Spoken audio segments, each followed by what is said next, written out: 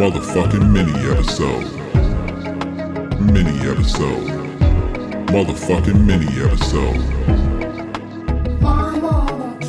She said, take your time. What's the rush? Baby, I'm a dog. I'm a mutt. There it is. There it is, ladies and gentlemen. Welcome to another phenomenal episode of My Momma Told Me. The podcast where we dive deep into the pockets of black conspiracy theories. And we finally worked to prove the silly shit that you got cooking at home. It's a motherfucking mini episode. Hell yeah. I like that over. Oh, thank you. Yeah, it's a new song. I feel cool when I can squeeze a new song in. Yeah, I tried to do it with the LaMelo or the LiAngelo Ball song. I thought it went okay. Yeah. No, I thought it was great. Been that corner. Whoa, whoa. Yeah. Ooh. You really had a great like 3 weeks, I would say. Yeah. You got Lil Wayne on the remix. Like he did it. No, I don't believe in him in any way, shape, or form. So I just don't expect that we'll keep hearing stuff that we like. But for now, yeah, you did it, man. Yeah, you could get one. You could Get get one.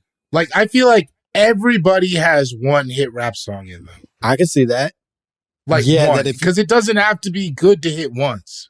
If you dedicated the time and the resources so that like you could make something quality every time you attempted, I bet you could land on something like, oh shit. That doesn't mean it pops. And that doesn't mean that like you become famous off the shit, because then everybody would be. But it does mean like everybody secretly has like one jam in their pocket. I think so. I think everybody could have a year like Baby Boy to Prince. Remember that guy? Mm-hmm. The Way I Live? Yeah. I don't know any other singles, but that one, that was a fun song. Yeah. Young Berg was such a one song ass nigga that he has to change his name now. Yeah. What's his name now? I didn't even know yet. Fuck. What is it? There we go. That's exactly. No, but he's like a producer though. He's like he's big a producer now, but he wasn't when he was Young Berg. Hitmaker. That's what it is. He's Hitmaker. Yeah. Much better name. He was Young Berg before, and we laughed at him. You know what I mean? Like we mocked him for being Young Berg. What was his song? I don't even remember what his song was. Some Young Berg ass shit. I don't know. Yeah. I feel like it was bad. I feel like it was really bad. You know what I mean? Hey, shout out to all the one-hit wonder rappers still getting some pussy. That's cool. That's cool that y'all do that. Yeah, it's not a bad life. Yeah. Anyways, we're not here to talk about Young Berg. Or Hitmaker. We keep both. Or Hitmaker. Yeah. We can keep your dead name out our mouths. You Hitmaker now. Yeah. No. I acknowledge your new name. We have a voicemail. We have a fun, I don't know. We haven't listened to it. Or voicemail that Bay is going to play for us, and we'll laugh and or think seriously about the subject. Or cry. I'm trying to be more open to it. Whoa. You think you could cry on this podcast? No, not on here. I'm not an idiot, but I'm not crying on the internet. But like in life, I'm trying to be more open to it. I got you. Yeah. Not me. I think I'm ready to shut it all down. You had some big ones early though, I feel like. Yeah, I'm ready for the factory. Kind of took it out of you. Go ahead, shut the doors, factory. We got all the water out we need. I get that. I mean, do you feel safe crying? Is there anywhere that you feel safe crying? I think I feel safe in as safe as I can feel with my partner. Do you know what I mean? That that is not in any way a judgment of her or the quality of love that we share, but I got some shit in me that makes safety with crying still sort of a looser exchange than I would like. I would like for it to be you got black man safe. That's yeah. I'd like for it to be a simple exchange of just true feelings, and I can't say that that's true. You ever talk to like white guys and they're like, they cry at commercials and you shit, and you're like, fuck you. Yeah. You know what my problem is? There's that lives in me where I do be wanting to cry at like No, I know. a show and a commercial or whatever it is. And then I feel like, no, you can't. It's like, that's Swallow fuck, man. it. Stop. Yeah. Stop, man. Just Yeah. the duck with the oil on it made you sad. It's okay if you just want to like let that out. If I got really good at, if I even feel it in my throat, I can just be like, no. Oh. And then immediately I'll think of why I actually hate that thing instead. That thing that made me elicit that emotion. You know what's wild for me is when other people cry, I cry. Like it triggers. Really? It triggers for me where like if you started crying, I would start crying just off of like fuck. But it's not. And this is fucked up. It's not even always, I think, fully just empathy. I think some of it is that like I'm sad that you reached this level of vulnerability. I'm sad that in front of me, whatever you're feeling was so extreme for you that you broke, and that makes me sad. And I go, no, I get it. That's nasty. That's some nasty, patriarchy that I'm never gonna unpack from my brain. Nah. Listen, we could do what we could do. You know what I'm saying? I think we give it all we got. you give it all you got. You love on the people you can love on. You pay your taxes, as you said, and come on, and you just hope for the best. Yeah, your son will be able to cry, hopefully, or his son. I hope so. That's what I want for him, and that's what I want. Frankly, for me, for you, I'm not in a position where I've fully given up. So maybe there's a world where I can find myself, crying with my boy one day. I'm just not all the way there. But there is a level. This sounds terrible. There is a level of not trusting a man who cries. I don't like that. You know what I'm saying?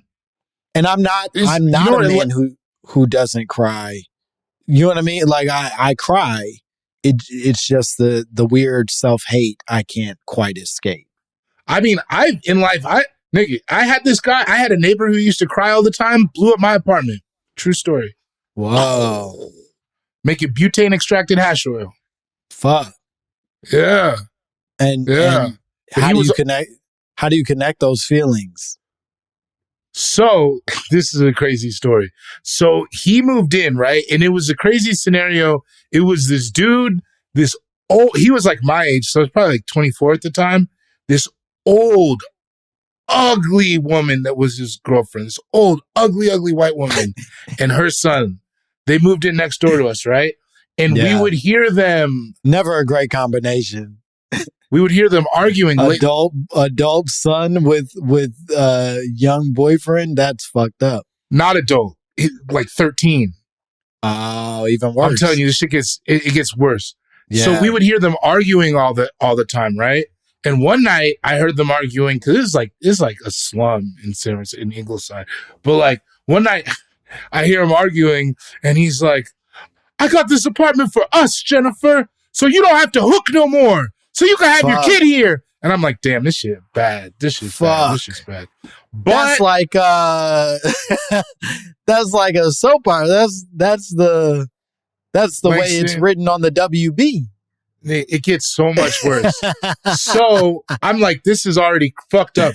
But this is probably like 2011. So I don't know if you're familiar with hash oil and how it's evolved, but 2011 was early on hash oil. Mm-hmm. Early. So I didn't even know what this was. He would come over with a dab rig in hash oil that he made, and he would get me and my roommate high on hash oil. And we were like, this is like crazy. And it was free. We didn't even know where to get it at the time.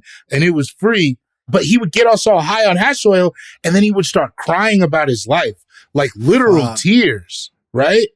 Like crying. Man. Telling us about his hooker girlfriend and how his mom don't love him and that's not his kid and yada, yada. And the girlfriend, by the way, huge bitch. Huge bitch, such a mean lady. And one day I'm taking the trash out and I see them and they have this thing like a long cylinder and it's got cheesecloth on the bottom and they're running butane through it. And they have a trash bag full of shake weed because I guess her dad was a grower or something. So they had trash bags full of shake and they're making butane extracted hash oil and they're making it on the side of the house. And I'm like, damn, that's crazy. And our other neighbor, this dude named Roy from Mississippi, one tooth, moved to San Francisco to smoke weed. Great guy, Roy. Love that guy. Yeah, shout out he to was like, Roy. that bitch. Yeah, he was like, that bitch is going to blow us up. And we were like, nah, man. And then I was at the Punchline opening for somebody, and my roommate calls me. He's like, fuck, the apartment blew up. They were making that shit in the house, and one of the cans of butane exploded. And it was like in the kitchen, and it was like a concussion. I don't know what you call the blast, but it like knocked out the bathroom wall in our house, burned their whole shit up. Firefighters had to come. Little boy's face gets burned up. They got to take skin from his ass. They had to get injuries and shit, right? Yeah, had to take skin from the ass to put it on the little boy's face. And the mom and the boyfriend ran off, and then they both did time. Now he's a tip drill. Yeah. But anyways, after that, I was like, hey, don't let me. Now that little boy is a tip drill. he's like, that's not, it must be your ass because it ain't your that face. Ain't your face. You're a tip drill. You are technically a tip drill, young man. I don't mean to be rude. I'm sorry that happened to you, but you are, by legal definitions, a tip drill. A young tip drill. But anyways, ever since that guy was crying all the time, and I knew I didn't trust him because of that. And then boom, exploded my shit. So crying for you does feel too vulnerable to the point that it's untrustworthy. Yeah, if I don't know you well or at all, and you cry in front of me, I don't trust you. Yeah, that's real. There is a level of it's similar to what we were talking about of like detachment, where it does feel like, oh, wait a minute, you don't understand social cues in a way that I don't love either. Like both of them are unhealthy. Yeah. Or you're manipulating me. Totally. Because he wasn't pulling that shit when he wouldn't come over sober because we didn't want to hear that shit. He'd get us high on a new kind of drugs. Right. And then cry. Give you a little taste of whatever is going to make this an easy conversation instead of one where he actually has to reflect on what he's saying. Exactly. Damn. Anyways, we got a voicemail. Bae, you can play the voicemail. Well, let's see what happens. Hey, Unks. I'm a negress who lives in Nebraska and a former veteran. Can we pause right there? You don't like she call us Unks? Did she call us Unks? Damn, that's devastating. Did she say Unks? Can we go back? I'm pretty sure she called us Unks. This podcast is fucking me. I'm a negress. Sorry, one more time. Fuck. Hey, Unks. I'm a negress. I Damn. Yo, this is... Damn. Fuck. Fuck. Oh, no. What the fuck? I'm young. I'm cool. I'm one of y'all. Come on, baby. I like sneakers. Yo, that's crazy. We ain't never even advocated for that kind of behavior. Not at all. Also, if you are listening to this in the position where you think we're unks and you're listening for some type of like life wisdom, it's not a good plan for you. No. Not in this house. No. You are mistaken. Hey, that's not what we're aiming for. And I know it's trendy now where young niggas are being like, I can't wait to be an unk. I'm not that. No. I'm too close to it on a technical sense to still be like playing charming games where I can't wait to wear a big old pair of shorts with some leather sandals. No, I'm not. That ain't me. You're exactly right. You know why Mandel can get away with it? Because he's 11 years old. That is a boy cosplaying.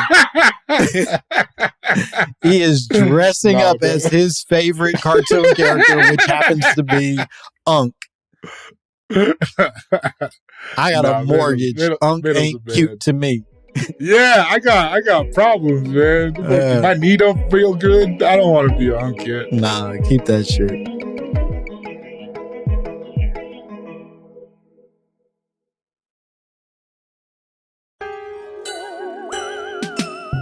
Hey, Uggs.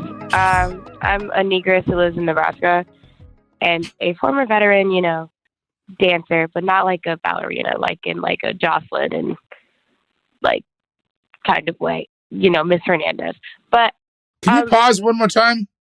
Is she saying that she's a veteran of dancing or of the United States military? The vibe I got was both. That she's a veteran of the United States military and then became a stripper.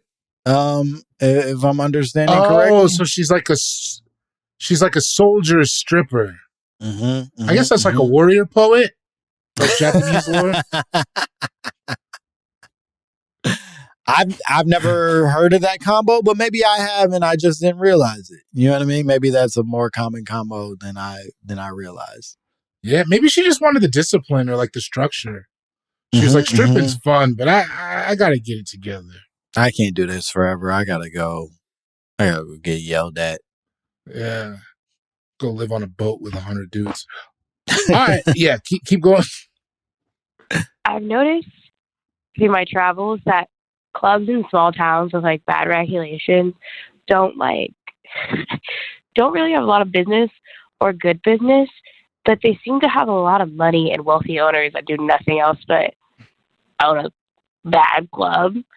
And so, and they don't, so I was wondering, I was like, how do they make their money? They have 4 dancers and no customers. I realized a lot of them are government plans. I think bad strip clubs in conservative areas in the U.S. is my conspiracy theory. I think bad strip clubs in conservative areas of the U.S. are PSYOPs ran by the government. Oh, the government got her. Yeah, that's that Tony Soprano ending that oh, no more. Oh, there's no more. Okay. Just CIA at the end. Okay. Yeah. Okay. What do you think? This is interesting. Have you ever been to a bad strip club in a conservative area? The first strip club I ever went to was in a place called Brooklyn, Illinois, which all of Illinois is very, very red outside of Chicago. You know what I mean? So it's no fucking way was that a progressive area, and it was a nightmare of a strip club. It's called the Pink Slipper. And it shouldn't exist, and it shouldn't have been my first foray. Yeah, how was that? Was that like a college thing? How was that your first? They didn't card or something? No, on tour with Jack. First tour I had ever done, and we had performed in St. Louis that evening, and St. Louis back to, I think we were performing in Chicago the night after. He was like, oh man, we should go hit the strip club before we do this drive or take, whatever it was the next day. That's some crazy ass Jack shit to say. Yeah. And so I was like, all right, yeah, I don't, it's just me and you. And frankly, we've been on this tour long enough that we've run out of conversation. So, yeah, I don't have you. I know about you. You know about me. We covered it. We're too broke to even get our own rooms. So we're spending long days together. You know what I mean? Like it's one of them tours where you are together type shit. Yep. And after that you start being like, no, we got to find new ways to bond. So strip club, even if it's the saddest one. How many dancers or how many stages? The one, so if I'm not mistaken, the Pink Slipper was like the creme de la creme of the Brooklyn, Illinois has like this strip of strip clubs. And the Pink Slipper is like their best one. We went to the Pink Slipper, and then Jack was like, ain't no bad bitches in here. And he was like, we should go next door. Right. And the Pink Slipper, they probably have 2 stages and two cash machines. You know what I mean? Like this is them. Yeah. This is them living sort of the elite life. Then we go to the place next door, which I can't remember the name of. It might have been the Pink Slipper, and I can't remember the first one. Either way, we went next door. And there was a man outside with a cane and an eye patch. And then we went through the doors, and truly there were 4 men in the entire club, and it was an empty stage at first. And then finally, they clearly forced one of the girls to come out because Jack and I had shown up. Yeah. There's money in the house. Yeah. And one lady came out very reluctantly and danced as lazily as she could. And, and at one point we were throwing money, and then I like stopped long enough to like look for where my other money was. And she stopped and she said, if y'all ain't gonna keep throwing, I'm not gonna keep dancing. And I said, my bad, baby girl. I got you. Let me tell you, that's what happens at bad strip clubs is reluctant strippers. Yeah. They do not want to make any money in the bad ones. She ain't gonna pretend to be your friend. Nope. She don't want they're in the back. I went to one in South Carolina that was like that, where they were clearly like in the back arguing about who had to go. Yeah. And I was like trying to throw some money. I say all that to say, so I've been to a bunch of bad strip clubs. I do always wonder about the economics of it, right? Because it never seems outside of like a major area, it doesn't seem like it's something that can get. I don't see if they're making cover money or bar money. It just, it always feels like a front, is what I'm saying. I don't know about CIA. I don't think the government has their hands in it, but it definitely feels like some way to wash money. You know what I mean? I think there's certainly a logical progression to someone washing money via a strip club. Literally, The Sopranos laid it out for us in pretty the bada bing. Yeah, pretty clear detail. That said, I think that sometimes we presume that everything goes all the way to the top, when in fact, just being able to like keep certain business owners afloat is how the top supports itself. You know what I mean? That like part of how a politician, a person in power, remain in power is to keep allies at every tier of the evolutionary chart.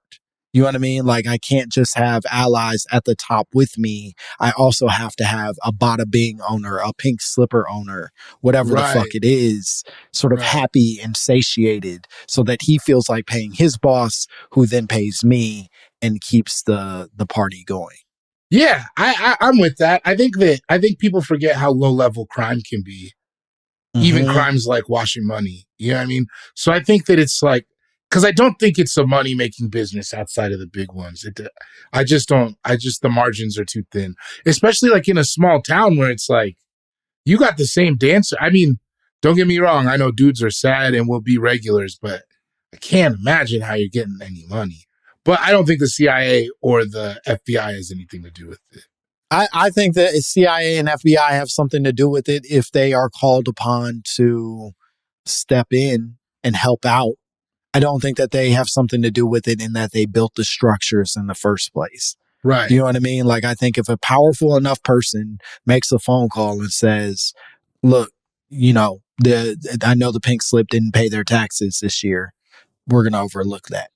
And the IRS goes, okay. And you know what I mean? You don't know why that person needs that business to stay open, but they do. And they're washing a lot of money through it. And that maybe does eventually find its way into government officials' hands. But I don't think the CIA was like, we'll hide all our money in shitty strip clubs. Like, that's not the... Exactly. The strippers damn sure don't know about it. No, they're not saying a dime. Yeah. All that being said, I always thought I would be a fun proprietor of a strip club. Oh, okay.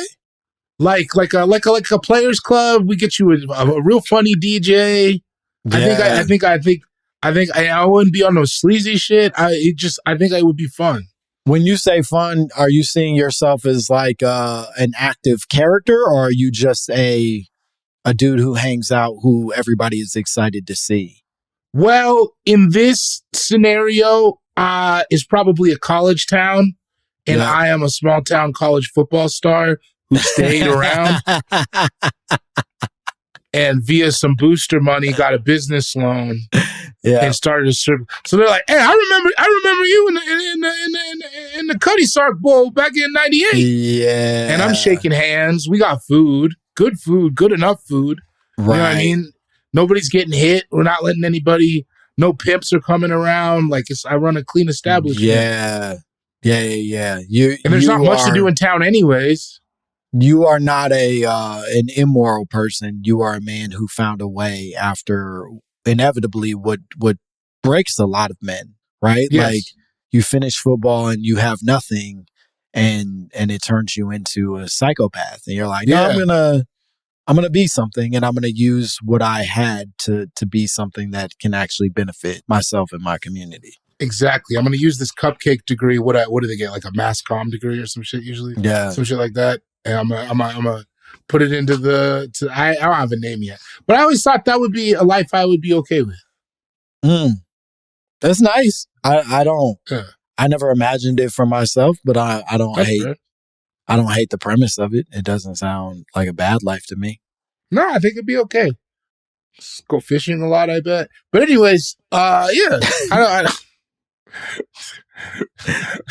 I'm not there all the time. Yeah, you got other stuff going on. And then eventually I give it to my son, who sells it. Okay, that's what I was about to worry about. Is once you start giving it to your son, he's going to be a piece of shit. Yeah, he didn't grow up there. He didn't grow up in the strip club with me. I'll be honest with you. There's no way you take over your father's strip club in Brooklyn, Illinois,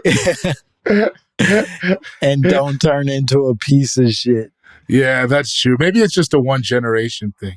You know what I could do? Maybe I run it, but then I'm also an upstanding, like I'm in the church. I'm an upstanding member of the community.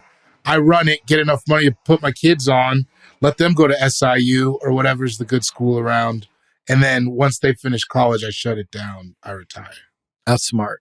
You know what I mean? I think that's nice. I think you're right. It shouldn't be. You don't want a generational strip club in your family. No, you give them, you sell it, and you put it in a trust for them. You do not make that who they become, because no survivors.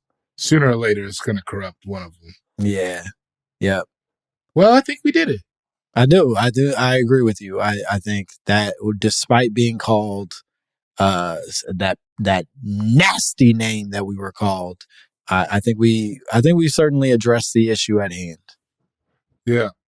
You want to tell the people where they can find you? What cool shit you got going on?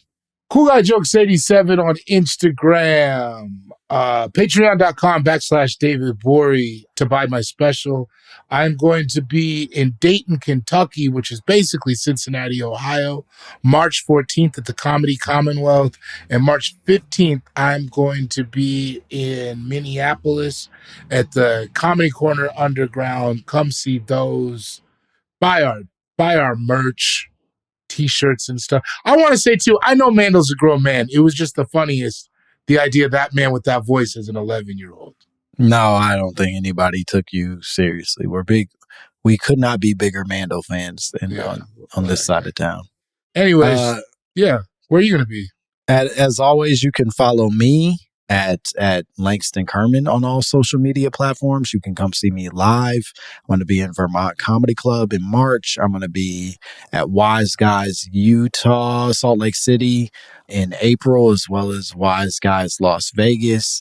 You can buy our merch. You can follow us at My Momma Pod told me pod. I don't know what it is on Instagram, but follow our Instagram, like, subscribe, rate, review, send us your own drops, your own conspiracies, theories. Send us your young. I guess we gotta. We're either unks or we can't keep rejecting everything they call us. So little freakies. I guess I'd rather be a little freaky than an unk. So send us alternatives to little freakies. I guess at mymommapod@gmail.com. Give us a call at 844 Lil Moms. The voicemails can now be 3 minutes long, which is very exciting. And buy the merch. Okay. Bye, bitch. It's scared to come outside.